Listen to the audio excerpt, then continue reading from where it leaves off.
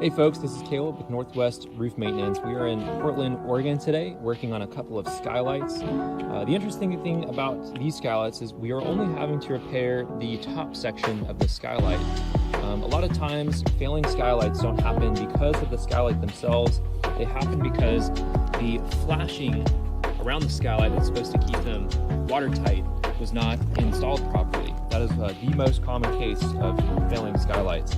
We've got Joey over here working on this first skylight. The side of the skylight we're working on is behind me, and we've already got this torn up. We've already got the top chimney pan flashing torn up. And like I said, we're only just doing the top part of the skylight to make sure that it is restructured and we flashed properly, as well as sealed properly as well.